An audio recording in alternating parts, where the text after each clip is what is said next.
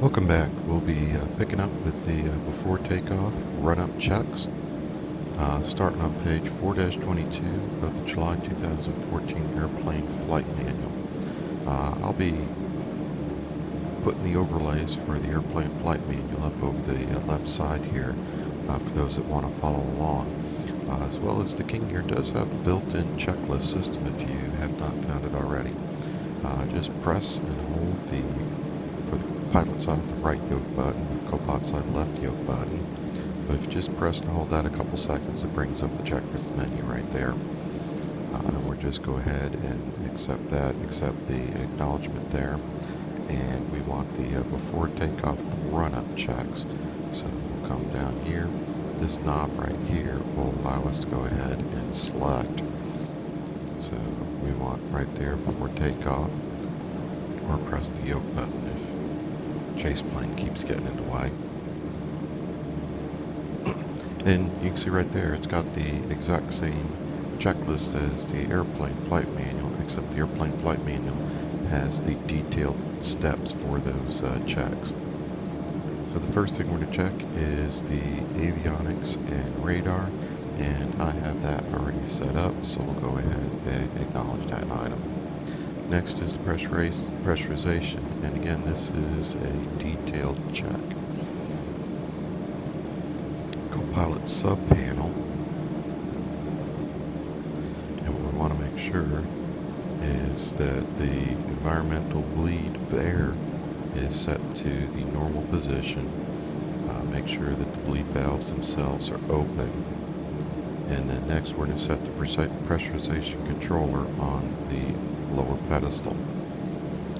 So there's pressurization controller, and we want to go ahead and set it 1,000 feet below the airport altitude. Since I'm over here at Eglin Air Force Base, we're right about sea level, I'm just going to set it right at 1,000. Doesn't have to be exact, just about 1,000 feet below. Alrighty, so next up I want to make sure that I can see my cabin climb. If you can also see the aircraft altitude and PSID, that works as well, but mostly that cabin climb will give it away right away. So we're going to come down here, find your pressurization switch. It's right above the cabin controller, and we're going to press and hold that into the test position. And as I'm holding that, I can look right up top there, and I can see the aircraft is starting to pressurize. Alright, once I've checked that, I can go ahead and release it, and we can see the aircraft that depressurizes. Final set is we'll go back to the cabin controller, and we'll set our altitude for our flight today. I have put in a altitude of 15,000 feet, so we're going to set 1,000 feet above that for cruise for 16,000 feet, and that's just going to keep us out of positive pressure relief so that we don't get pressure bumps as we're flying. Alrighty, and that completes the pressurization check, so we can go ahead and click off that item as well, and next will be the autopilot check. Okay, the autopilot check, first thing, we'll make sure that the pitch trim is in a takeoff position. It is. The elevator is going to be slightly forward, so you may have to hold that forward on your yoke. And then we're going to go ahead and bring on the autopilot. When we're doing that, we're going to look for the autopilot in the yaw-damp illuminator. We're going to see the autopilot up here. And then we're going to operate the electric trim. And what should happen is the autopilot will immediately disengage as I operate the electric trim. So there's the autopilot's engaged. You can see the trim is trying to run. I activate the electric trim. Go ahead and tap the autopilot yaw-damp disconnect to get rid of the warning horn there. And then that is checked in one direction. Then we'll go ahead and bring it on again. Electric trim is running, and then I check it in the other direction as well and disconnect the autopilot.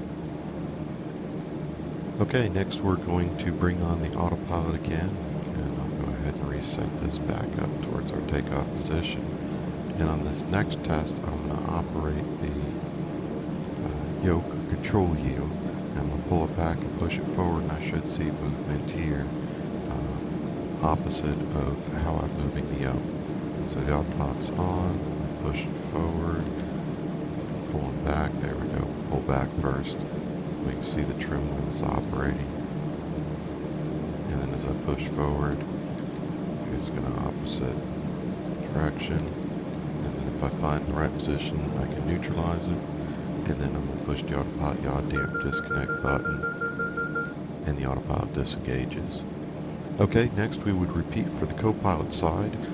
However, I have one physical yoke here, so it doesn't really make sense for me to test the co-pilot side because both yokes would be connected to my physical yoke. The next check is going to be the yaw damp check, so I'm going to go ahead and bring on the yaw damp independently.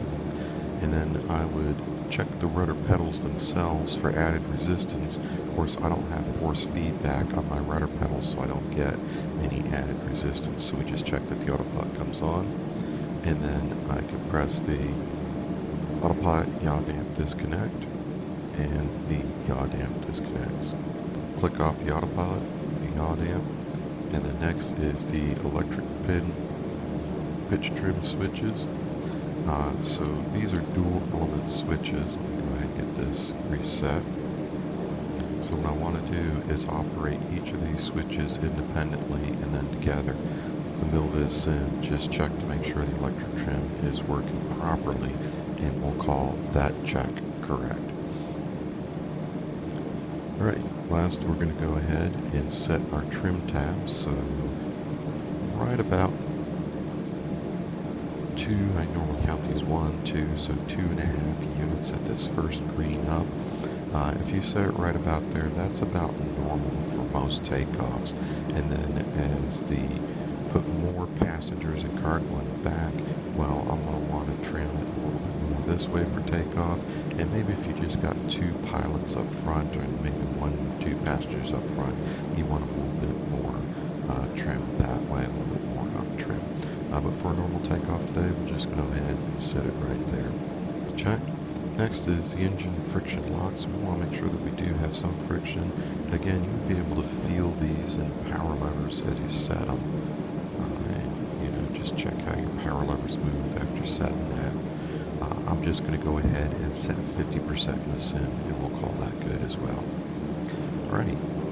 Next is the flaps check. I always like to go ahead and make sure my flaps check in all of the positions there. So I look outside, I see my flaps are up, we'll take them to the approach position, check the gauge, flaps are approach, look outside, flaps look to be about approach, send them full down, flaps are full down, you look outside, they look about full down, and then we'll run them completely back up.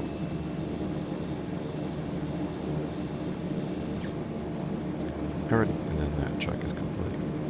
Next is going to be overspeed governor rudder boost. Let me remove the yoke so that we can perform that check. So again, it's a detailed check. So overspeed governor rudder boost, first thing I'm going to do is turn off the rudder boost switch. And when I do, I get the rudder boost caution light. Turn on the rudder boost, and when I bring it back on, I get the rudder boost caution light is no longer illuminated. So that's the first part of that step. Next is prop levers are pulled forward. They are. Prop governor test switch, we're going to hold to the governor position, and I am. And now I need to move these power levers, so it helps if you have a physical yoke when you do this. So we're going to move the power levers one at a time, and what I'm looking for is the propellers to stabilize between 1500 and 1610. And what that tells me is I have reset the overspeed governors so that they're going to pick up their range right down here in 1500, 1610, and right there I can see they're set. And then as I push them forward a little bit more, I can see the rudder boost is activating, and then we'll release, come back down, and then for the next side, again holding it, moving the next side. Again, you can do it a little bit more quicker than I did that first one. I just kind of slowed down a little bit so y'all can see what's going on. There we go, 1500, 1610. There's the rudder boost, and back to idle.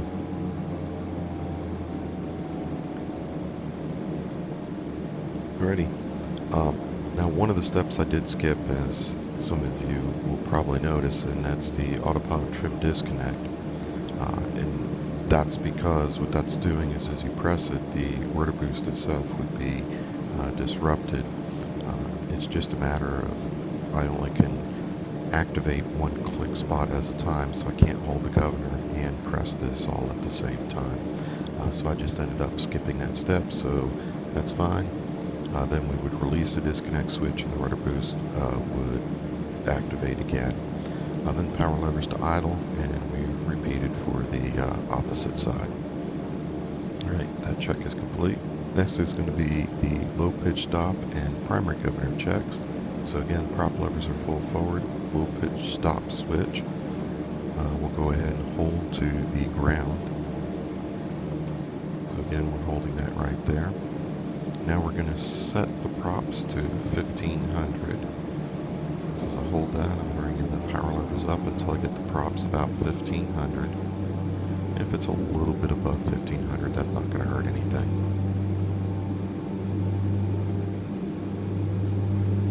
There we go, 1500. Then the next thing we're going to go ahead and do is bring the prop levers back to the low idle position, and we're looking for props to decrease with that.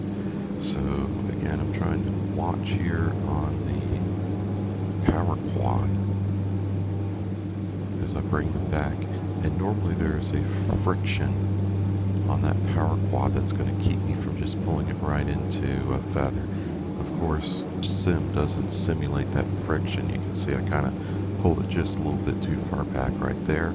So there we go, about 1450. And then we'll go ahead and send it full forward again. And then the low pitch stop switch, we're going to go ahead and release. And when we release it, we're looking for the props then to stabilize between 1150 and 1250. And you can see they just stabilized a little bit high there. I could run the check again. It's probably just dirty potentiometers on my control system that caused it to kind of bounce a little bit up when I did the test. Alrighty, next we're going to go ahead and check that one off and do the auto feather check. So the auto feather switch, we're going to hold to the test position, which is the down position. So we hold the auto feather switch to the test position, and then we're going to slowly reduce the torque on each side, but we'll go ahead and set both sides to about 22%. You can see I got about 32% now. As long as they're above 22%, the test will work just fine. We just want to make sure that both auto feathers are armed. And then we're going to take one and slowly reduce the power lever, and approximately 17%, I'm pulling back in the number one power lever at 17%, the opposite side will disconnect, and then at about 10%, the side I pull back attempts to feather. And you can see the bouncing of the torque and the prop itself oscillating, as well as you would hear that in the actual aircraft.